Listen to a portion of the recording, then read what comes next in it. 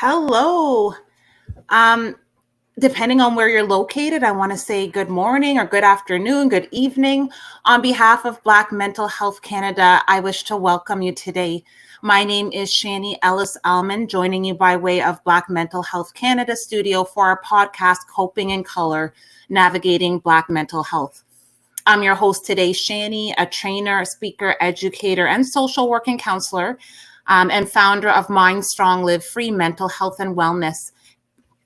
And I'm here with the athlete and psychotherapist, Michael Otu. Michael is a psychotherapist and basketball player, having played semi-pro in England. He's also a student obtaining a master's in psychology and working with psychotherapist Kathleen Sawyer. How are you doing, Michael? I'm good. How are you? I'm doing fantastic.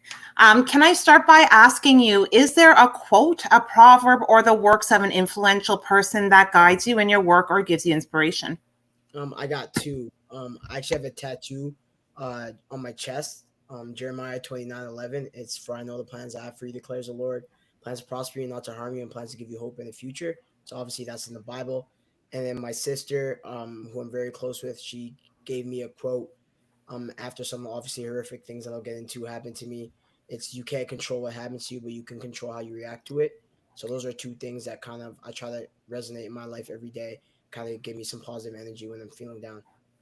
I love that. Thank you so much. Of course. Um, I I want to talk about your academic and athletic background. I Mhm. know that as I introduced you, I talked about Kathleen Sawyer. Can you tell us a little bit about Kathleen for our audience members who haven't heard of her or don't know what she does? So Kafui Sawyer is actually my boss. She's an amazing person. She's very influential. She works very hard, and she's currently doing her PhD. She's a renowned psychotherapist in Canada, and she's very obviously again she's a very hard worker. She knows what she's talking about. She knows what she's doing. She knows how to treat people, and it's really amazing to see. So learning under her has really helped me, and I can't wait to continue to learn under her, kind of gain some more insight in what she's been doing. So yeah. Beautiful. And can you tell us about you and your own academic as well as athletic background? Okay, so for me, I graduated from St. Thomas University in New Brunswick in 2020 with an undergrad in psychology and I minored in sociology. And then I ended up like kind of like I've always had a passion for helping people. So I wanted to do a master's in psychology or counseling, but I actually got an offer to play basketball in England while you could pursue your master's while playing semi pro basketball. So I ended up choosing to go to the University of Westminster in London and Okay. also playing for a team called the Brent Bulls for 2 years. And it was the best experience of my life. And I ended up getting my master's in psychology last year in 2023. So it's definitely been a great ride for me. And I'm really blessed to be where I am today. So yeah. Okay. And I didn't ask, but where are you currently located? I know you said you went to school in New Brunswick. Where are you Mhm. now? So I just came back from England last year, and then I spent some time overseas this year because of basketball. But I've been in Ottawa. I've grew up in Ottawa. My hometown is Ottawa, so I've been in Ottawa recently, and I'm looking to see what might happen next. Might go back to London. Might if my basketball agent finds me a good team, I might go there. But I'm just pursuing my goals and every day living it by day. So yeah. It sounds like an exciting time in your life where there's a loads of options that Mhm. you can choose and kind of dictate what the Yeah. future holds for you. Yes. Beautiful. How long have you been playing basketball? So I'm currently 28. Started playing at 9, but my parents are from Ghana, and they didn't. I feel like I wasn't so intense with it until like maybe grade 11, grade 12. Mhm. So that's when I started to really take it serious, and I was pretty good. And coaches kind of told my parents like, "Hey, Michael has the potential to play university basketball." So I kind of started taking it a tad more serious, and I actually ended up obviously getting a couple of offers to play. A lot of my scholarship offers were for schools from out east, so I decided to end up going to Mount Allison University at first, and then obviously, which I'll get into, I got into a little bit of an accident, and then after that, when I came back, I had 2 years off pretty much. I decided to kind of have a fresh start, and I ended up transferring to St. Thomas University. So yeah. Okay.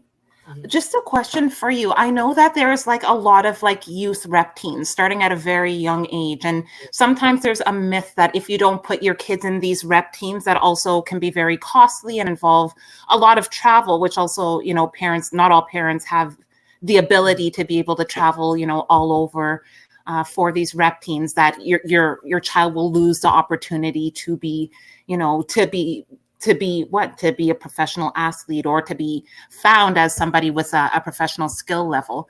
Yeah. Did you play in any rep teams, and just based on your own experience, is that necessary, I guess, if a youth is interested in sports or athletics? Yeah, I wouldn't say it's necessary because I know there's a lot of late bloomers, but at a young age, especially being a young black male in today's society, it's kind of nice to be a part of a team, kind of being a part of people, meeting new people every day, kind of having new friends. And I know I grew up in Canada. It's getting better now, but when I grew up in Canada in Ottawa, it's a suburb. It's predominantly white, so being a part of a team kind of helped with that because I felt like I was a part of something, and it kind of helps you on the social aspect for a kid at a young age. So yeah, in terms of basketball, in terms of talent, I feel like you can always get better. And if you aren't on a team like that at a young age, you could definitely grow to being better. But I feel like it definitely helps when you're young to be able to be a part of a team and meet people and kind of create a little bit of a family for yourself. So yeah. Yeah, no, I love that. And I think you really spoke to that idea of, community and feeling connected with others, having that circle of support, right? Yeah. Hmm. Um, you kind of mentioned in that answer there, but what role has basketball played in your life? Well, for me, like basketball kind of saved my life. Like, I'll get into it obviously, but it's just been something that has given me the opportunity and the passion to wake up every day to better Mhm. myself in a way. And it's just like I don't know. I always compare it to like my best friend kind of thing. Like whenever I'm feeling down, I go work on my game, or whenever I need to get my mind off something, I go work out. It's just been something that's been always there for me, and obviously I paid it a lot of like dues, but it's also given me a lot of success as well. So it's something that I'm just so passionate about. And it definitely has helped my mental health across my life. So yeah. Beautiful. Mhm. Also, can you speak to what brought you into psychology?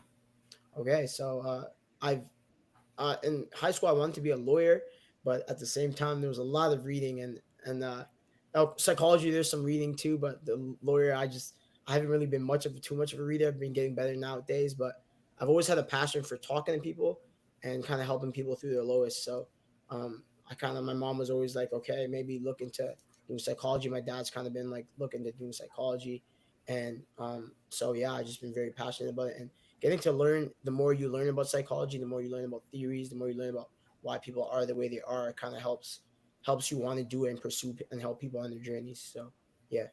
Right. And, from having started or even, fallen into psychology from wanting to be a lawyer, you're now pursuing a master's. What was that like for you taking that next big step? Yeah, so I got a master's in psychology, but it was in the UK. So I'm currently trying to be a registered psychotherapist. So I'm currently taking some counseling courses at Yorkville University. But at the same time, I'm trying to become licensed. So once that all happens, I finally reached my goal of being a psychotherapist. It's been a lot. Like obviously juggling that and then also juggling basketball. I feel like sometimes I don't have any time for myself, but it's great though. I love it. I like being busy, and obviously there was a time in my life where I never thought I'd be in the position I'm at today. So I'm very blessed and I'm very happy to be here. So yeah. Beautiful.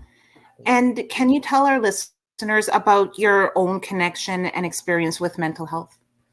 Yeah, so I was actually a part of a motor vehicle pedestrian accident in 2016. So I was in a coma for 6 days, and I was in the hospital like rehabbing for a full year.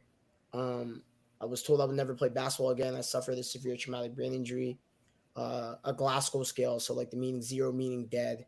I think I was a three, and it was just like a horrific time in my life. I know after the accident, on my reports, they were like doctors were telling me I would never play, I would never finish school, kind of telling my parents that Michael will never be the same, and it was very definitely emotional for me.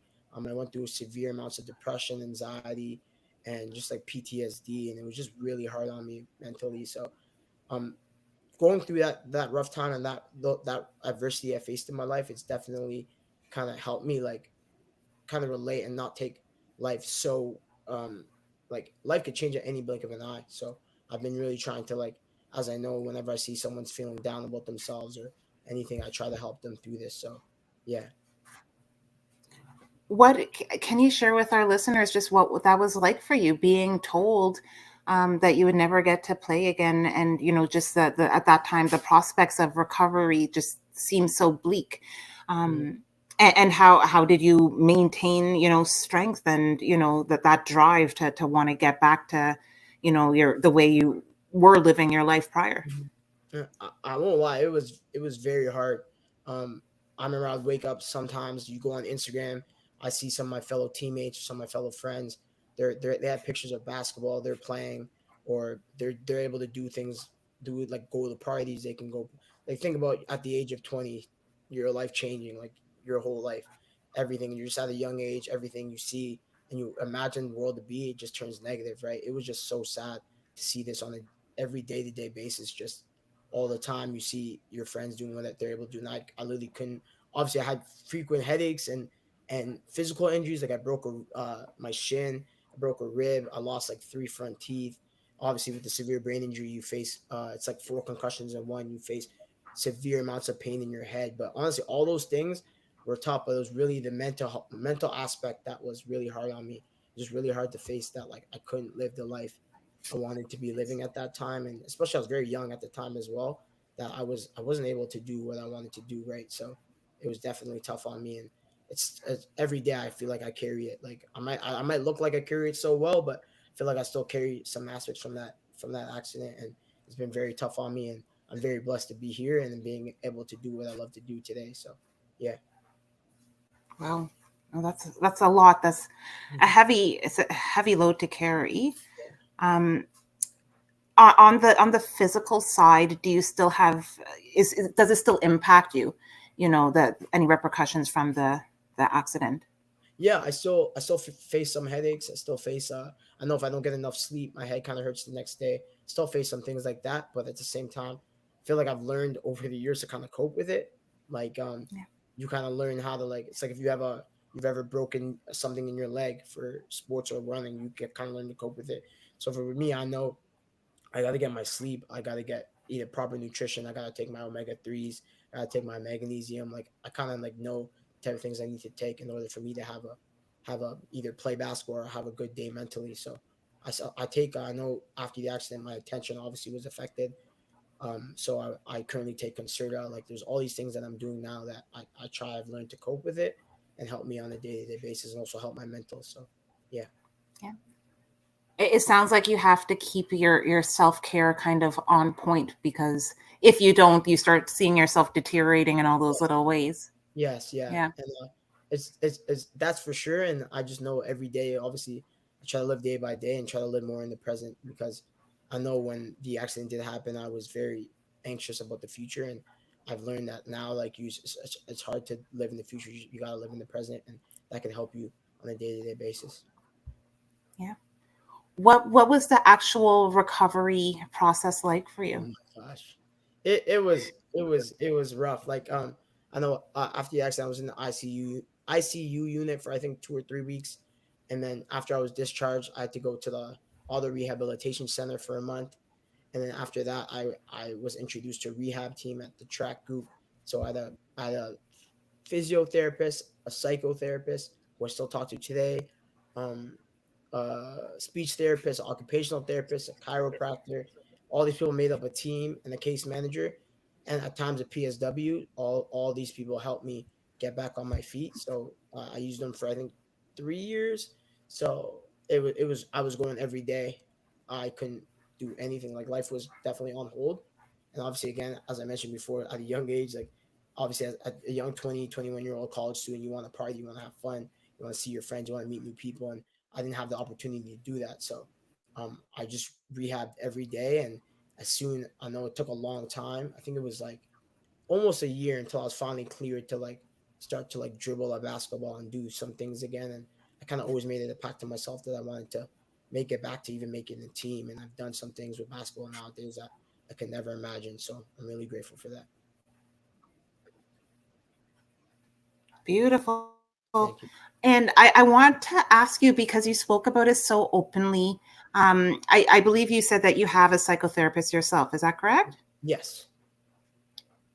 Oftentimes, especially in the Black community, um, Black men very infrequently talk about, therapy and counseling and what that looks like. Are you able to share with our audience just your own experience?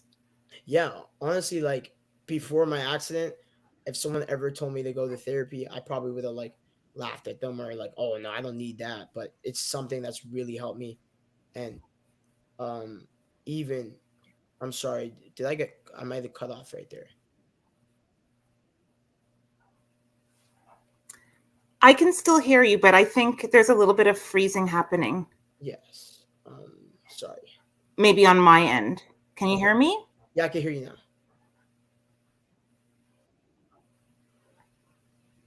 Okay, so Yeah. back to No, what I I don't was think you got cut off. Do you want to Okay, continue? perfect.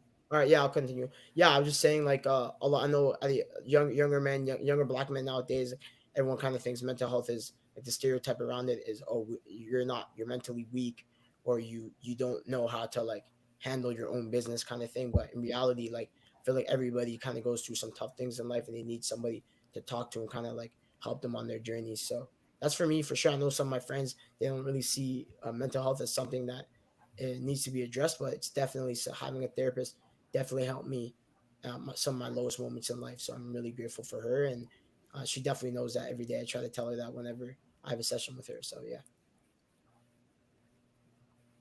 Beautiful. Thank you. Mhm. Um, and I know you also did speak to this a little bit, but what was the impact of this incident on you both physically and psychologically?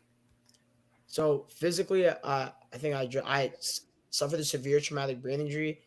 It's obviously it's an invisible illness, so I still like you're kind of you have it for your whole life. Your brain. I had intracranial bleeding, so my brain will never be the same. Um, Obviously, created a lot of symptoms through that, like concentration, being impulsive, being your head's hurting constantly, stuff like that.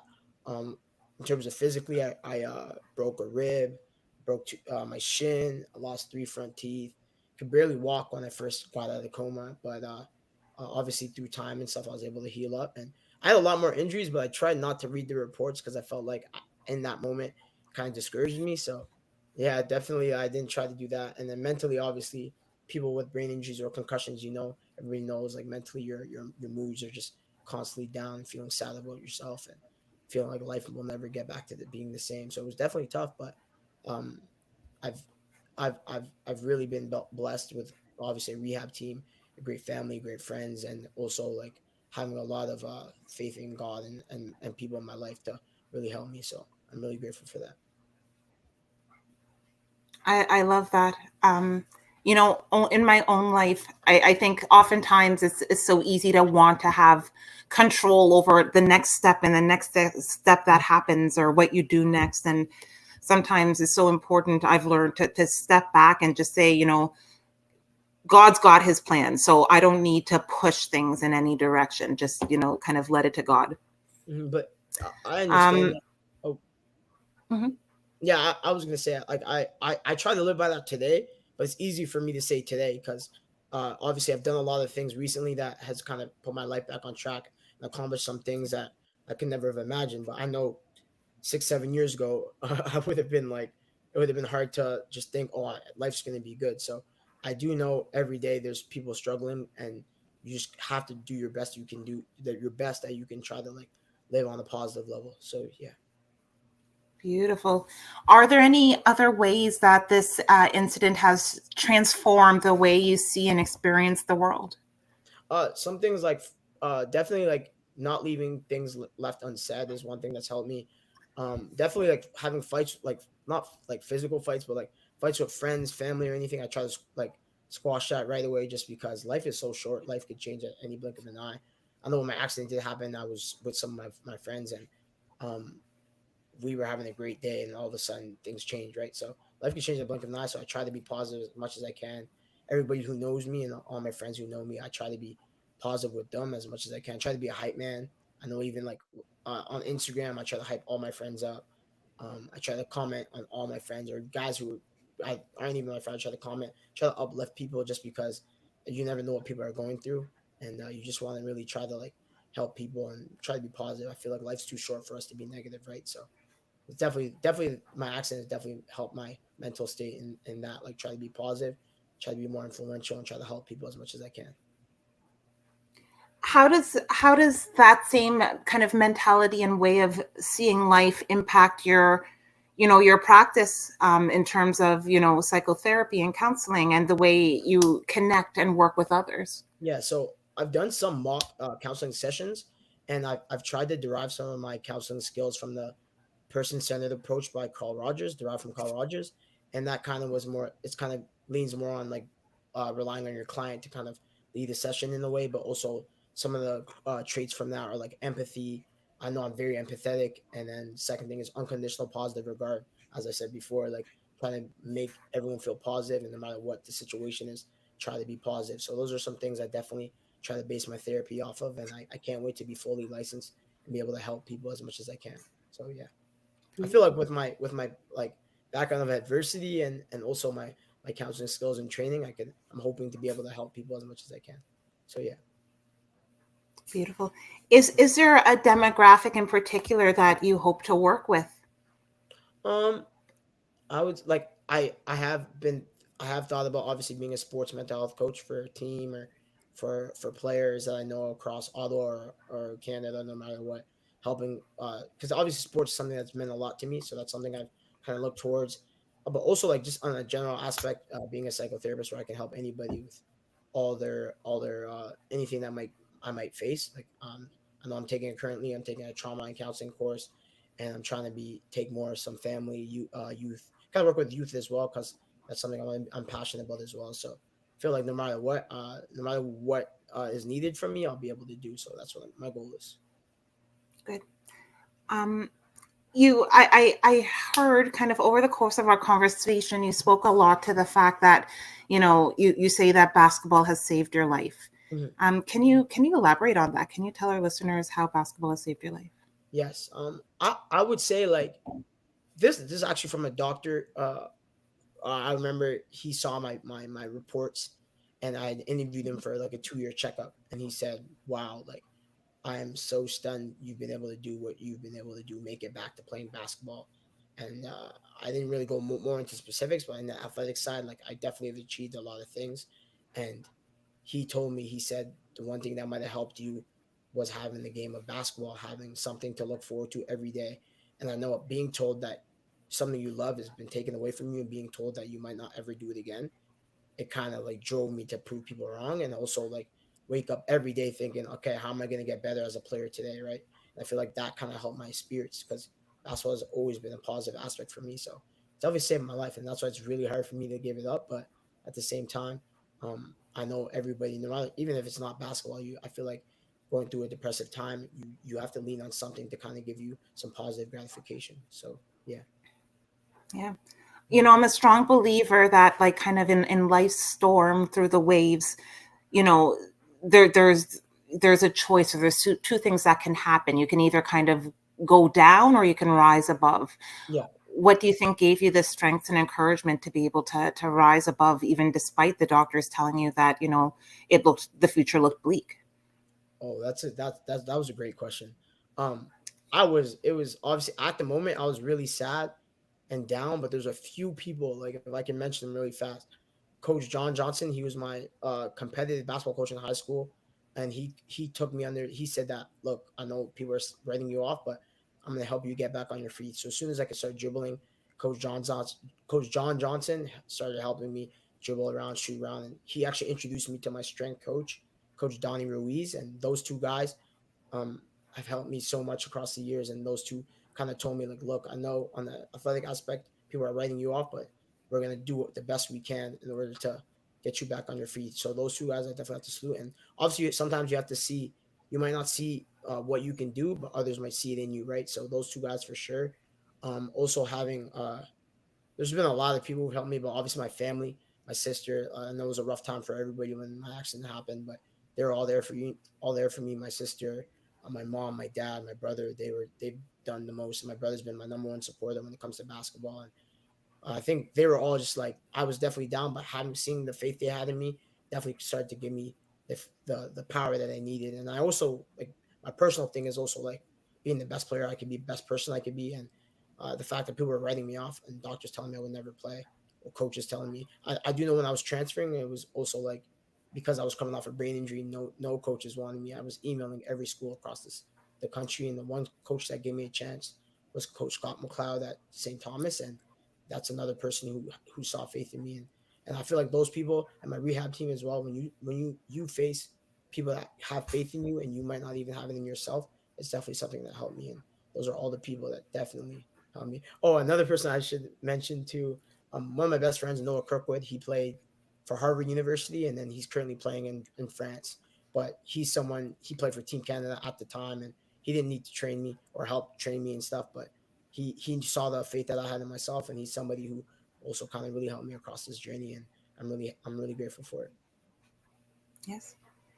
What was it like for you, in terms of keeping that faith in yourself? And, I know there's like a very, like a gentle balance between following doctor's orders to a T and also pushing yourself to kind of regain, or even, not wanting to accept kind of this faith that they put on you. So what was the balance between, following doctor's orders and still pushing yourself to get to where you wanted to be? Mhm. Before I answer that question, I also want to get across. I don't want to come across like I'm a superhero or anything. I'm just very grateful and blessed to be where I am. So that's one thing I definitely wanted to say. I'm just like I have worked really hard, but I'm not no like superhero or superhuman that I've been able to do things that no one could do. I just wanted to get that across because I'm just very blessed, and I like talking about my story because I don't know who could help. So that's something I definitely want to get across right now. For to answer your question, yeah, it was definitely like there were times where I did play basketball, probably when I shouldn't have been playing, and it definitely hurt me and derailed. So you obviously have to pace. And as soon as I was able to kind of get back on my feet and play the game I love, I tried to be the best player I can be, and do the best things I can. So definitely like balancing both is very hard, obviously during a tough time in your life, but at the same time, I feel like having a little bit of a drive can help you through those things. So yeah, Well, thank you. you're welcome. Um, Michael, we're going to move into just a break, and we're going to come back, like in a very short period of time. The music's going to be playing while we're on break. Thank you, Sounds good. everyone.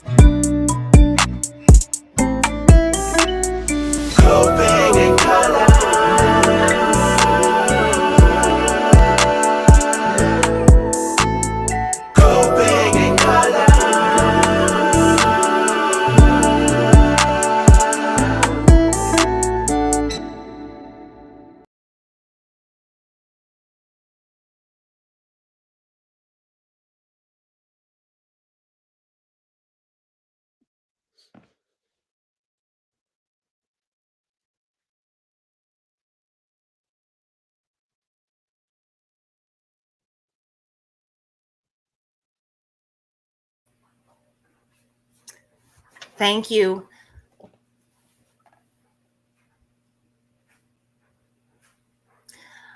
Michael, I just wanted to, I know that just before we left for a break, you said that, you're not a hero, but I think this idea of being a hero is relative, to your own ability to overcome difficult situations. So, whereas you might not see yourself as, superhuman or a hero, I think definitely you're an inspiration to other people maybe who are struggling right now, or maybe there's people around them telling them that there's physical or cognitive limitations to them being able to achieve something that's important. So I think you're definitely an inspiration in terms of them finding that internal motivation to keep on going, because a lot of times you know um similar to the accident that you were in, it can be very difficult in terms of figuring out how to move forward and what your next step is going to be, Mm, as well as finding the internal motivation to keep trying. mm. Just kind of what words of encouragement, wisdom, inspiration might you offer to somebody who sees himself in you or sees himself in the situation that you were in? I think there's definitely a few things that have definitely helped me across my journey. Definitely one of them is I think that really helped me was being around Coach Donnie Ruiz, being around my friend Noah, my other friend Corey Johnson.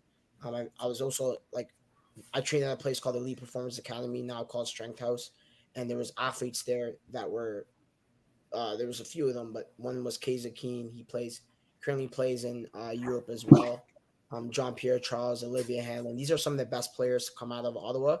And being during that rough time and having Coach Donnie Ruiz have me hang around these guys definitely helped, because like hanging around people who are like minded and are very ambitious and are very goal oriented could definitely help you see you, because a little bit if you see greatness, you definitely see a little bit of greatness within yourself as well. So definitely hanging around people that were like minded and very positive, and uh, has definitely helped me. So that's for sure. I think one thing is definitely is hanging around the right people, because obviously if you hang around the wrong people, it could definitely put you on a negative path. That's one thing. Second thing is always I would say always try to like be as positive as you can. I know it was very tough for me to be positive, but I definitely had people telling me and instilling positivity in my life, and I'll try to be as positive as much positive as I can.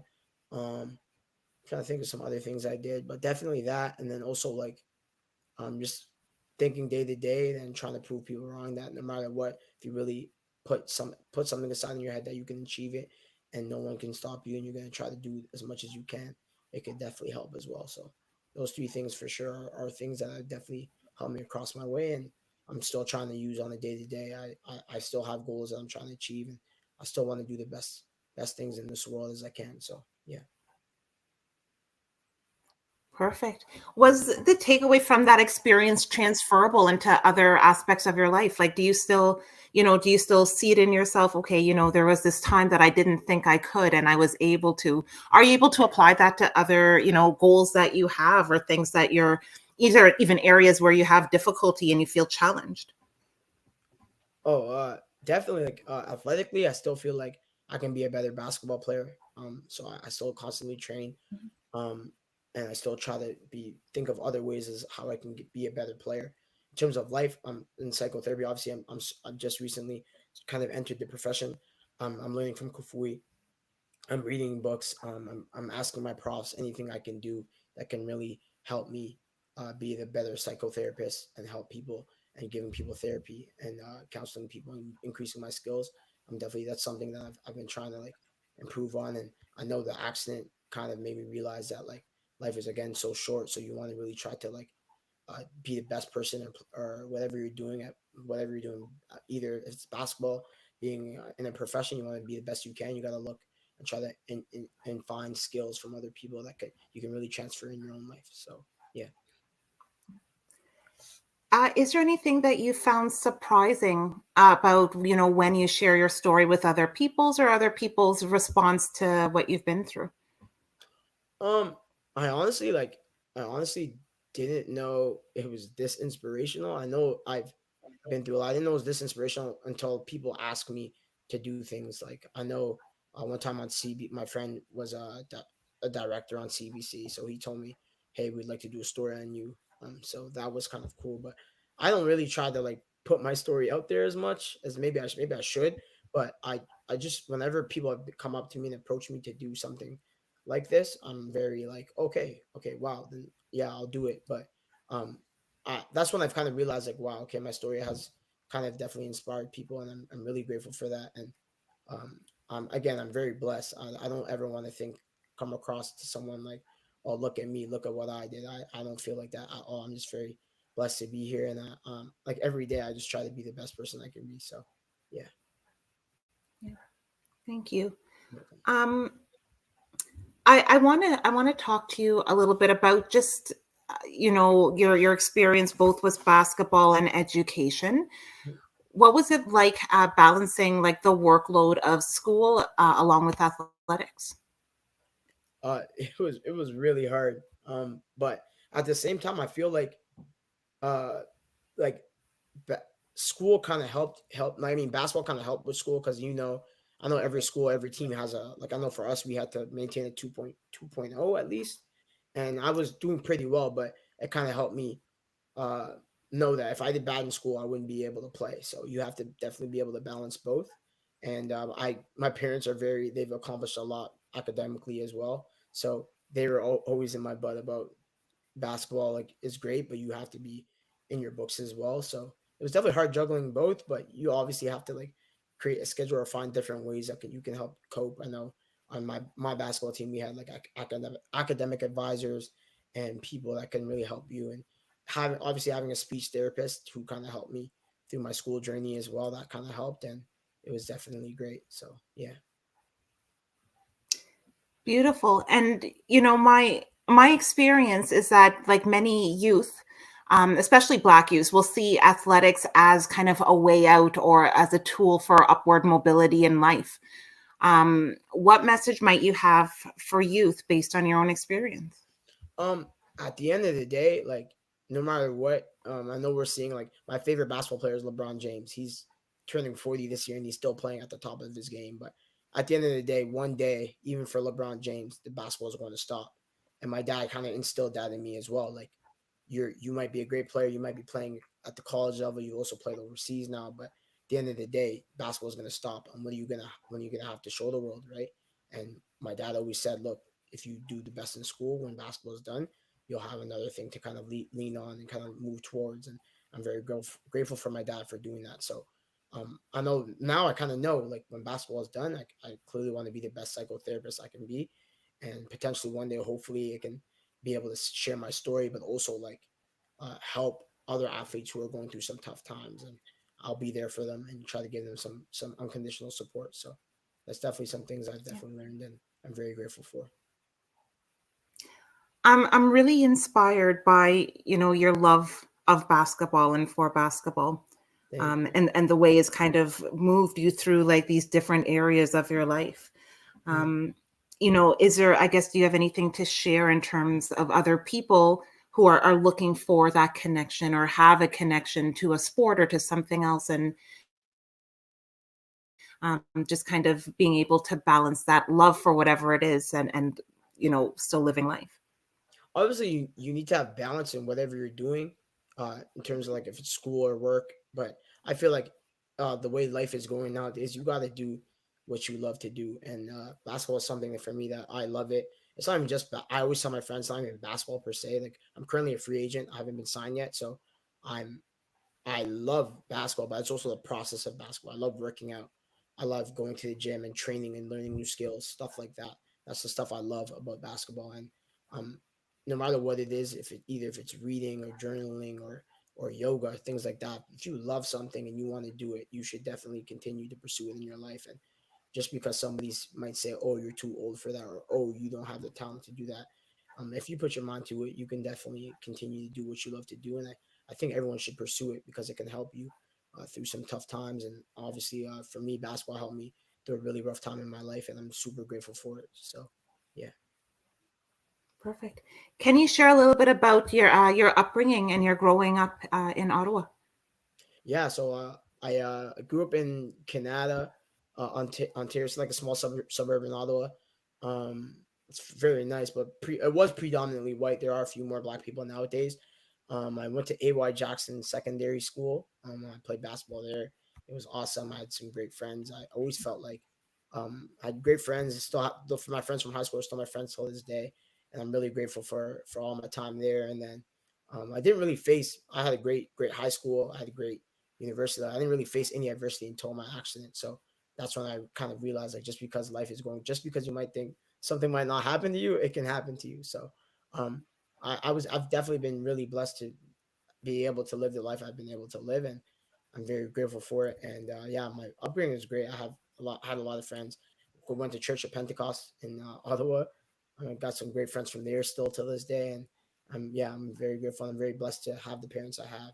They've done so much for me and my siblings, and I'm very grateful for that.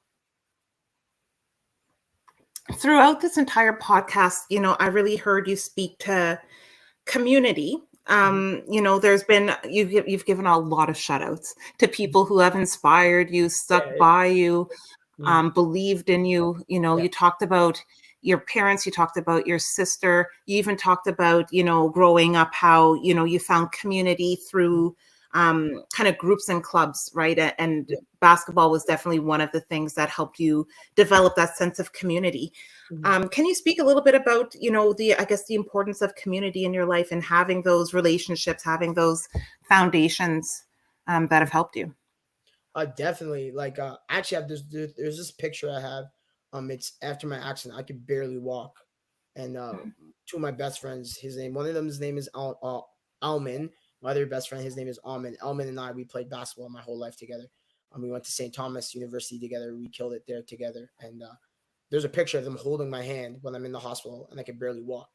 And that picture, they might not know. They probably just thought it was a random picture, but for me, that represented so much. It was that when I was at my lowest, those two guys were there for me. So it's just like I just really realized that, like, community has definitely helped me and kind of given me more of a positive spirit whenever I need something. My friends or family are there. I know some people may not have um people like that around them. But that's why I'm trying to be in this profession, because I know that uh, whenever someone's facing that loneliness feeling, I feel like I should be able to help them with their journey and give them some positive spirit. So community is something that's been very emotional, like in all aspects of my life. I love having community. I love having the friends, being able to go to them and being able to, like, help people, because if you help someone, I feel like some others should be able to help you. So yeah. Absolutely. And it sounds like it was your community, the kind of when you were in that low in the point in the hospital that really kind of came by your side and helped you, kind of get back to where you wanted to be or a place where you could feel good about yourself. Yes, yeah. What words would you have for other people who are listening right now? Um, I guess, what haven't we touched on that you would want to share with kind of the general public around your experience and around your journey? Um, I would say I feel like I've touched like a lot of things, but I would definitely say some things are definitely, like, just because somebody says you can't do something, doesn't mean you can't achieve it if you really put your mind to it. That's something for sure. Like to get across. The second thing is definitely try to hang around people. I know there's a quote like "Show me your friends, and I'll be able to show you your next 5 years." And yeah, I've heard that quote a bunch of times. But definitely hanging around the right people can definitely help you. Like, I know during my time when I wanted to be the best basketball player I can be, I was around some really good basketball players, and I feel like that really helped me on a day-to-day basis. See how they approach life and how they wanted to go about doing things definitely helped. Or even today, I'm around a really good psychotherapist and an influential person, Kafui Sawyer. So whenever I see her and I see the way she's doing things, I try to emulate that. I try to learn some things from that. So those are two things I'd love to get across. Trying to think of like some more things that I can think of that helped me across my journey. But maybe eating healthy. That's something I didn't really touch, but I try to eat really healthy just because I know eating could really affect somebody's mood. So if you're eating kind of more healthier and on the better side, can definitely kind of help you on a day to day basis with your mood. So yeah. Yeah, no, that's beautiful. And, I know that you shared with us, maybe we can look forward in the future, in the near future, to you practicing psychotherapy, becoming Mhm. registered and practicing. As well, there might be an opportunity for you to return to England, but definitely finding some way to, pursue your love of basketball. What can we look forward to seeing from you kind of over time? What to you, what are you hoping to do? Where are you hoping to go? So I'm hoping maybe in like I haven't fully retired yet from basketball, so I'm looking to play maybe 1 2 more years. But after that, I would love to motivational speak. Try to like whenever I'm invited, maybe talk to people, try to help people across their journeys. That's something that I'm kind of passionate about now, just because I've been told that my story is inspirational. So no matter who, like, because I know when my accident happened, I was on Google every day trying to find a story about somebody who can kind of give me some type of positivity. So definitely for me, I would definitely want to be able to help whoever, like any athlete going through a rough time. That's something I want to do. Yes. Also, just being a psychotherapist. The more and more I learn about counseling, the more and more I start to love it. So I've continued to learn that. Can't wait to learn more about specific theories or specific strategies on how to help somebody, because those are some things I definitely want to learn, and I can't wait. I'm very eager to learn about doing that. And maybe also like potentially having my own practice or coaching a basketball team. Those are some things I'm kind of looking forward to doing after my playing career is done. So I'm very grateful for being able to do that. Beautiful. Yes. Do you have a message for, the Black community or Black men, or even athletes, specifically Black athletes, around, the importance of, psychotherapy or counseling and how it might be beneficial just based on your own experience? I know with my own experience, obviously, it was every black man. We face things that a lot of people don't see, and a lot of aspects are you face on a day to day basis that people just don't see. And I do feel like every man should have somebody they can rely on and talk to. And I know some people might see therapy as being a negative, but it's definitely only provides people with a positive, in my opinion. So, I feel like every black man should maybe look to talking to somebody because it could really help them on their journeys. And I know for me, my therapist, she did an amazing job. And like her name is Lauren, by the way. She's amazing, and I feel like having a therapist can really help you on your journey, and helping you kind of like everyone's kind of dealing with their own battles in today's life, obviously. So having a therapist can really help you with that. And I feel like for me, on a personal level, going through what I went through, it definitely helped having somebody to talk to. Because at the end of the day, if I was to go to my mom or my dad or my sister or my brother, they just want to see me be the best person I could be. But having a therapist, they're very objective, and they're going to provide you with the right thing you need to hear, and the proper things you need to hear. So I'm very grateful for that. So yeah. In you speaking about your own journey and your own experience, I love something that I kind of took away indirectly, but I really love and appreciate, is that you kind of speak to the holistic nature of wellness, right? You do talk about counseling and psychotherapy, but you talk about exercise, you talk about, that sense of community. So relationships, friendships that are healthy. What other aspects of wellness I think have been helpful to you, in terms of finding kind of that holistic sense of wellness and just feeling good? There's something I didn't touch, but it was definitely the power of visualization. So Yes. that's something that really helped me. I know before every basketball game, I would go. Every all my St. Thomas teammates would know, but there's a place called O'Keefe. It's a small gym. Before every game, I would go in there, I'd lie on the yoga mat, and I would just visualize every spot on the court, every 3 point, like the baseline, the 45. Basketball players would know the middle, and I would picture me hitting a shot from there. And I feel like during the game, it would happen. Or there's this one little place I remember. I remember waking up in the auto rehab center and thinking my life was like, what happened to my life? Why am I here? Stuff like that. Why does have to happen to me? And I remember that exact moment. Whenever I'm feeling down, I try to close my eyes and remember what it was like waking up in that hospital bed. And that's something that I still think about today. And I feel like it gets me off my feet whenever I'm feeling down, whenever I'm feeling sad. Today, I feel it can never be worse than what I was feeling that day. So definitely power of visualization definitely helped me. And I feel like Yes. everybody should be definitely doing that in their day to day life. So yeah. I love that. What I hear is, not only not forgetting where you came from, Hmm. but, not losing sight of where you want to be. Hmm. Yes. Where, other than the um, Black Mental Health Canada podcast library, where else can people go who are interested in hearing more about your story, as well as possibly other opportunities that you had to share your story? Where can they go to learn more about you? Yeah. Honestly, on my personal part, I probably need to do better, like marketing my story and myself a little bit more. I haven't, just because I've been dealing with so much that I haven't really been able to like kind of dwell more on that. But I do have a story on like YouTube about my story from CBC a couple of years back. I do have a personal Instagram, but I don't really share too much on that. Maybe a couple of times, but maybe if you wanted to follow my life a bit, maybe follow me on Instagram. It's like at Michael underscore O number two. That might be something. But I haven't really been. I feel like I have a friend. He owns a charity. His name is Brandon Peacock, and it's called HTGR Charity, Hit the Ground Running Canada. And he does a great job of sharing. He has a personal story as well, and he does a great job of sharing it and trying on a day-to-day basis. And he's been trying to tell me maybe I should be doing that a little bit more. But no, I've been so busy with my personal life and trying to reach my goals that I haven't been able to do that. But one day I definitely will try to share my story more and try to get it out there. And hopefully you guys can share this podcast and it can help me out a bit too. So that'd be great too. Absolutely. So thank you so much. No, it's been honestly a pleasure having you. And do you have any last words for our listeners? Anything that you want to share, or any big takeaways you want them to take with them? Two things I would say. One thing I want to shout out any of my friends in my story who I didn't shout out. I apologize, but all you guys know how much you mean to me.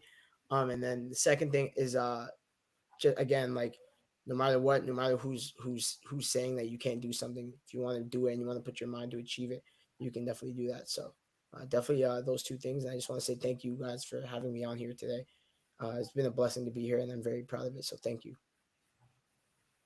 I think you have a lot to be proud of, and you're very humble in how you speak about yourself, but I appreciate your drive and your motivation, and even you sharing that story, because I'm sure there's a lot of people out there that are being hit with the can'ts and you won't, and those might be kind of getting to them or making them feel down or making them feel like what they want for themselves, or what they once had has been taken away from them. So your story is definitely an inspirational one, where Mhm. you went through a lot, you had a lot of recovery, a lot of rehabilitation, but you were able to pick yourself back up through the strength of other people as well as your own strengths, meet your goals, kind of pick up where you left off. And it sounds like you're doing great for yourself in terms of, pursuing psychology and psychotherapy, continuing to play basketball, and just also, maintaining that holism of, taking care of yourself mentally, spiritually, physically, and all the ways that you need to be taken care of. Thank you So so much. thank you so much, Michael, for joining us today. Thank you. And Um, thanks for interviewing me as well. I appreciate that. it's been a pleasure.